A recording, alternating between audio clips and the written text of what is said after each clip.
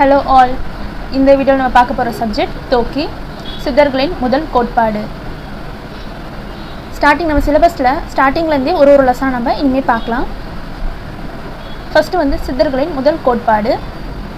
இதில் என்ன சொல்கிறாங்க அப்படின்னா, இப்போ ஒரு சீடன் இருக்கான், அவன் நிறைய துன்பங்களை க்ராஸ் பண்ணி அதுக்கான ஒரு ப்ராப்பரான சொல்யூஷனை தேடி ஒரு நல்ல குரு கிட்ட வரான். ஸோ அப்படி வரும்போது எப்படி வரணும் அப்படின்னா, ரொம்ப பணிவோட அந்த துன்பத்திலேருந்து நம்ம வெளிவரத்துக்கான ரெமெடியை தேடி வரணும்.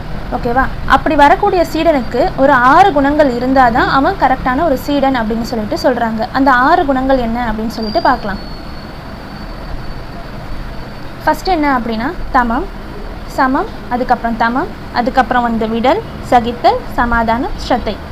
ஃபஸ்ட்டு சமம், அதாவது அகக்காரணங்கள் உள்ள செல்ஃப் கண்ட்ரோலாக இருக்கிறது. புறக்காரணங்கள், ஸோ அதை புறக்காரணங்களை கண்ட்ரோல் பண்ணி நம்ம வச்சுக்கிறது. அதுக்கு அடுத்தது உலகத்தில் இருக்க பொருட்கள் மேலே நம்மளுக்கு பற்று இருக்கும் இல்லையா, அதில் நம்மளுக்கு அட்டாச்மெண்ட் இல்லாமல் டிட்டாச்மெண்ட்டோடு இருக்கிறது. ஃபோர்த் ஒன் என்ன அப்படின்னா சகித்தல். ஸோ நம்மக்கிட்ட இருக்கிற அந்த கோபம், அதுக்கப்புறம் ஆணவம், இதெல்லாம் நம்ம கண்ட்ரோல் பண்ணி வச்சுக்கிறது. அதான் ஆணவம் கண்மம் மாயை இருக்கும்ல, அதுதான். அதுக்கு அடுத்தது என்ன அப்படின்னா சமாதானம். குரு நம்மக்கிட்ட ஒரு உபதேசம் கொடுக்குறாரு. ஸோ தட் மீன்ஸ் ஏதாவது ஒரு விஷயத்தை பற்றி நம்மளுக்கு ஒரு நாலேஜை கொடுக்குறாங்க அப்படின்னா அதில் நம்மளுக்கு எந்த ஒரு சந்தேகமும் இல்லாமல் முழுமையாக அதை நம்ம உண்மை அப்படின்னு சொல்லிட்டு நம்பணும். அதுக்கு அடுத்தது என்ன அப்படின்னா ஸ்ரத்தை. அதாவது குரு உபதேசிக்கிற அந்த வேர்ட்ஸ் மேலே, அதாவது அந்த சென்டென்ஸ் மேலே நம்மளுக்கு முழுமையான பற்று இருக்கணும். இதுதான் ஒரு சீடனாக இருந்தால் அவனுக்கு இருக்கக்கூடிய 6 விதமான குணங்கள். அடுத்தது என்ன அப்படின்னா, அப்படி இருக்கக்கூடிய சீடன், இந்த 6 குணங்களும் இருக்கக்கூடிய சீடன் எப்படி இருப்பான் அப்படின்னா, இந்த இந்திரியங்கள், தெய்வங்கள், பூதாதிகள், இது மாதிரி இதனால் ஏற்படக்கூடிய எந்த ஒரு டிஸ்ட்ராக்ஷனும் இல்லாமல் அதெல்லாம் விட்டுட்டு தனியாக குரு கிட்ட ஞானம் வேணும் அப்படின்னு சொல்லிட்டு ஃபுல்லாக குருவை நம்பி வந்திருப்பான். ஸோ அப்படி வரக்கூடிய சீடன் குருவை நல்லா பணிஞ்சு ரொம்ப நல்லபடியாக நடந்துக்கிட்டான் அப்படின்னா அந்த நல்ல ஆசையினால் அந்த நல்ல சீடனுக்கு ஒரு நல்ல குருவும் கிடைப்பார் அப்படின்னு சொல்கிறாங்க. தேர்ட் என்ன அப்படின்னா, மக்கள், மனைவி, செல்வம், இது மாதிரி விஷயங்களில் சிக்கின ஒரு சீடனை எப்படி உமைப்படுத்துகிறாங்க அப்படின்னா, வேடன் இருக்கான்ல, வேடனோட வலையில் ஒரு மான் சிக்கிக்குச்சுன்னா அந்த மான் எப்படி தப்பிச்சு வந்துடுமோ அதே மாதிரி இதில் சிக்கின சீடனும் இது மாதிரி ஈர்ப்பிலேருந்து தப்பிச்சு வரான். ஸோ அப்படி தப்பிச்சு வர சீடனோட கைகளில் என்ன இருக்கும் அப்படின்னா பழங்களும் பூக்களும் இருக்கணும். ஏதாவது குருவை பார்க்க வரும்போது அந்த சீடனோட கையில் பழங்கள், பூக்கள்லாம் இருக்கணும். எதுக்காக அப்படின்னா, இந்த பார்க்க வர குருவுக்கு பூஜை செஞ்சு அவரை வணங்கிட்டு அதுக்கப்புறமா அவனோட கோரிக்கைகளை கேட்கணும். நெக்ஸ்ட்டு இது எதனால் சொல்கிறாங்க அப்படின்னா, இது மாதிரி தப்பிச்சு இது மாதிரி ஈர்ப்பு வேணாம் அப்படின்னு சொல்லிட்டு அதிலேருந்து வெளியே வரக்கூடிய சீடன் இதுக்கப்புறமா அது மாதிரி ஒரு பற்றுக்குள்ளே, அதாவது இப்போ ஒரு மான் வலையிலேருந்து வெளியே வருதுன்னா திரும்பி அந்த வலைக்குள்ளே போகணும்னு ஆசைப்படாது. அதே மாதிரி இது மாதிரி பற்றிலேருந்து வெளியே வரணும் அப்படின்னு விருப்பப்படுற எல்லா சீடனுமே திரும்பி அந்த ஈர்ப்புக்குள்ளே போகணும்னு விரும்ப மாட்டாங்க. அதனால் அது மாதிரி விஷயத்தில் இருக்க அட்டாச்மெண்ட்டெல்லாம் விட்டுட்டு அவங்க டிட்டாச்மெண்ட்டோட தான் குருக்கிட்ட வருவாங்க. ஸோ அப்படி வரக்கூடிய சீடன் வெறுங்கையை வீசிட்டு வராமல் ரொம்பவே பணிவாக கையில் பூ, பழங்களெல்லாம் எடுத்துகிட்டு குரு கிட்ட ஆசீர்வாதம் பண்ணிவிட்டு அவரை பூஜை செஞ்சுட்டு அதுக்கப்புறமா நம்மளோட கோரிக்கையை வைக்கணும் அப்படின்னு சொல்கிறாங்க. அடுத்தது ஃபோர்த் ஒன் என்ன அப்படின்னு பார்த்தோன்னா, இந்த சித்தா டாபிக், அதாவது சித்தா இந்த டாபிக், இந்த பகுதியெல்லாம் என்ன சொல்கிறாங்க அப்படின்னா, இது ரொம்பவே உயர்ந்த ஒரு மெய்ஞானமான பாடம்.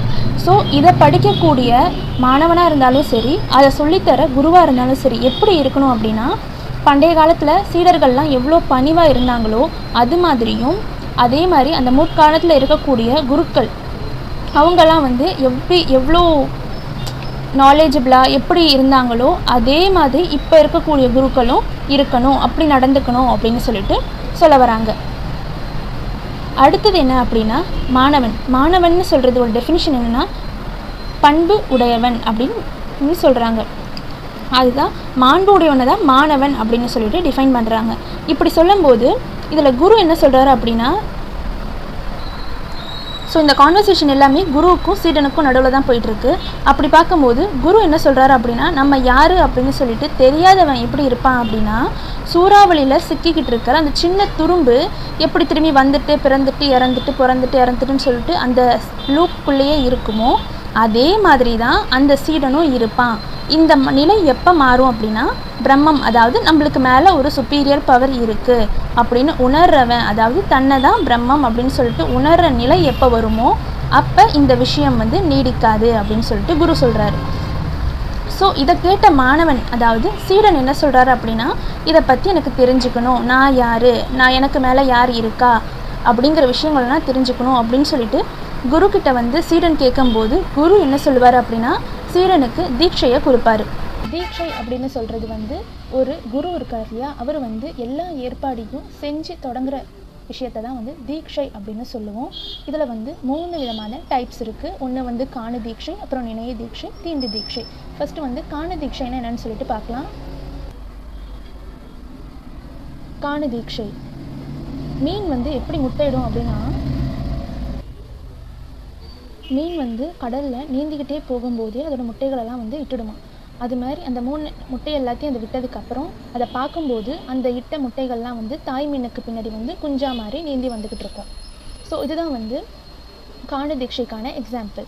ஸோ இதே மாதிரி குரு இருக்கார் இல்லையா, குருவோட சீடர்களில் குருவோட பார்வை வச்சியே அவங்களோட உண்மை அறிவை குரு சொல்லுவார். நெக்ஸ்ட் என்ன அப்படின்னா நினைய தீட்சை. நினைய தீட்சை அப்படின்னு சொல்கிறது என்ன அப்படின்னா, ஆமை முட்டையிடுறதை பற்றி சொல்லியிருக்காங்க. ஆமை எப்படி முட்டையிடும் அப்படின்னா, அது முட்டையை ஏதோ ஒரு இடத்துலையோ இல்லை அதுக்கு அப்புறமா அப்படியே முட்டையிட்டுட்டே வந்ததுக்கு அப்புறமா அந்த முட்டையை பற்றி அதை நினைச்சாலே போதும், அந்த முட்டையெல்லாம் குஞ்சா அது மாறி அந்த ஆமை தாய் ஆமைக்கு பின்னாடி நீந்திக்கிட்டே வரும். ஒருவேளை இந்த பாயிண்டில் ஆமை ஒரு இடத்துலையும் முட்டை ஒரு இடத்துல இருந்தாலும் சரி, இல்லாட்டி முட்டை கொஞ்சம் பக்கத்தில் நியர்பை இருந்தாலும் சரி, இது உடம்பால் நிகழாமல் மனசால். ஸோ அந்த ஆமை நினச்சாலே அது இட்ட முட்டைகள்லாம் அது எல்லாமே குஞ்சா மாதிரி அம்மா பின்னாடி வந்துடும். ஸோ இதே மாதிரி தான் குருவும் தன் சீடரை நினைப்பாலேயே தீட்சையை பெற செய்கிறது இது ஒரு முறை. அடுத்தது என்ன அப்படின்னா தீண்டு தீட்சை. தீண்டு தீட்சைன்னு பார்த்தோன்னா இதில் கோழி முட்டையிடுறதை பற்றி எக்ஸாம்பிளாக சொல்லியிருக்காங்க. கோழி முட்டை எப்படி இடும்? ஸோ கோழி முட்டையிட்டதுக்கப்புறம் அது தானே அது மேலே உட்காந்து அதுக்கு சூடு கொடுத்து அதை குஞ்சு பொறுக்க செய்யும். அதே மாதிரி குருவும் சீடனை கையால் தொட்டு உணர்த்தி ஒவ்வொரு விஷயத்தையும் பக்கத்தில் இருந்து எடுத்து சொல்லி கொடுத்து அந்த டீச்சிங் ப்ராசஸ் தான் தீண்டு தீட்சை அப்படின்னு சொல்லுவோம்.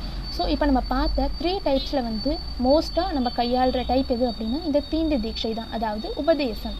ஸோ உபதேசம் அப்படின்னு சொல்கிறது என்ன அப்படின்னா, சீடன் பக்கத்தில் குரு இருந்து ஒவ்வொரு விஷயத்தையும் ப்ராப்பராக எக்ஸ்பிளைன் பண்ணுற மெத்தடுக்கு பேர் தான் தீண்டு தீட்சை, அதாவது உபதேசம் அப்படின்னு நம்ம சொல்லலாம். நெக்ஸ்ட் என்ன அப்படின்னா, இந்த விஷயங்களெல்லாம் பற்றி வேதாந்த நூட்களில் 2 தத்துவங்களை சொல்லியிருக்காங்க. ஃபஸ்ட்டு என்ன அப்படின்னா அத்தியாரோபம் அபவாதம் அப்படின்னு 2 தியரிஸ். ஸோ இந்த 2 தியரிஸில் ஃபஸ்ட்டு என்ன அப்படின்னா, அத்தியாரோபம் அப்படின்னு சொல்கிறது பொய், அபவாதம் அப்படின்னு சொல்கிறது வீட்டை பெறல். அதான் அறம் பொருள் இன்பம் வீடுன்னு வரும் இல்லையா, அதில் வர வீட்டை பெறல் தான் அபவாதம். ஃபஸ்ட்டு அத்தியாரோபம்னா என்னன்னு பார்க்கலாம். அத்தியாரோபம் அப்படின்னு சொல்கிறது அபரோபம் அப்படின்னு சொல்லலாம். இதை எதுக்கு நம்ம பொய் அப்படின்னு சொல்கிறோம் அப்படின்னு பார்த்தோன்னா, ஒரு பொருளை இன்னொரு பொருளாக நம்மளுக்கு காட்டும் தெரியறது தான் அபரோபம் அப்படின்னு சொல்லுவாங்க. அபரோபம்னு சொல்லலாம், அத்தியாரோபம்னு சொல்லலாம். ஃபார் எக்ஸாம்பிளுக்கு ஒரு கயிறு நம்ம கண்ணுக்கு அது பாம்பு மாதிரி தெரியறதோ, இல்லை காணல் நம்மளுக்கு நீரோட்டம் மாதிரி தெரியறதும், அப்புறம் வானில் நீல கலர் தெரியறதும், இதெல்லாம் இதுக்கான எக்ஸாம்பிள்ஸ். ஸோ உண்மை மாதிரியே இருக்கும், பட் அது பொய். இதுதான் அத்தியாரோபம் அப்படின்னு சொல்லுவோம். நெக்ஸ்ட் என்ன அப்படின்னா அபவாதம். அபவாதம் அப்படிங்கிறத ப்ராப்பராக நம்மளுக்கு சோல் எது, அதுக்கப்புறம் பாடி எதுன்னு சொல்லிட்டு செப்பரேட்டாக பண்ணி காட், அந்த பிரம்மம்னு சொல்கிற சுப்பீரியர் காடை பற்றி தெரிஞ்சுக்கிற விஷயத்தை தான் நம்ம அபவாதம் அப்படின்னு சொல்லுவோம். நாடகம்னா என்ன அப்படின்னு சொல்லியிருக்காங்க. தட் மீன்ஸ் இப்போ பெயரும் உருவமும் இல்லாத ரெண்டுமே மிக்ஸ் ஆன ஒரு அறிவும், அப்புறம் ஃபுல்ஃபில் ஆன ஒரு விஷயமும், நெக்ஸ்ட்டு உணர்வு உடையதான விஷயம், அப்புறம் உணர்வை மோட்டிவேட் பண்ணுற மாதிரிங்கிற விஷயத்தை தான் இதெல்லாம் தோன்றது தான், இந்த மாதிரி தோற்றத்தை தான் உலகம் அப்படின்னு சொல்லிட்டு சொல்லுவோம். நெக்ஸ்ட்டு என்ன அப்படின்னா காலத்தத்துவ பேர். அப்படின்னா அந்த காலத்தில் பகலும் இரவும் 2த்துக்குமே ஒரு பாகுபாடு இல்லாமல் இருக்கிற அந்த நிலையை தான் காலத்தத்துவ போர் அப்படின்னு சொல்லிட்டு சொல்லுவாங்க. அதுக்கு அடுத்தது என்ன அப்படின்னா ஈசன். ஈசன்னா யார் அப்படிங்கிறது தான் இதில் சொல்லியிருக்காங்க.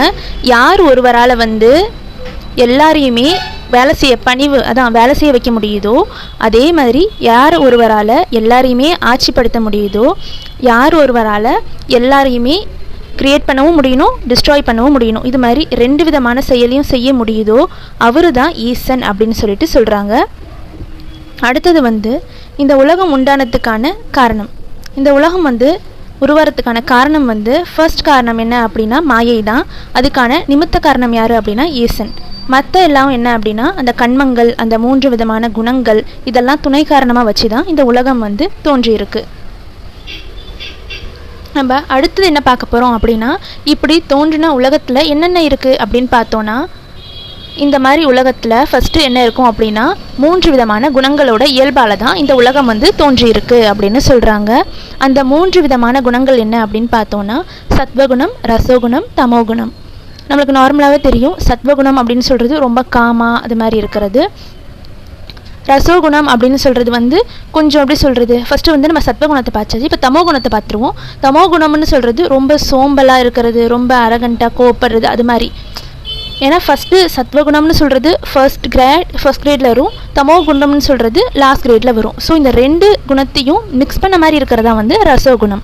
ஸோ இதோட கலர்ஸ் என்ன சொல்கிறாங்க அப்படின்னா, ஃபஸ்ட்டு இருக்கிறத சத்வகுணத்தை சுத்தமான ஒயிட் கலர், அதுக்கப்புறம் ரசோகுணத்தை ரெட் கலர்னு சொல்லியிருக்காங்க, தமோகுணத்தை பிளாக் கலர்னு சொல்லியிருக்காங்க. ஸோ இந்த கலர் வேரியேஷன்ஸை வச்சே இந்த குணம் எப்படி இருக்கும்னு நம்மளால் யூகிக்க முடியும்.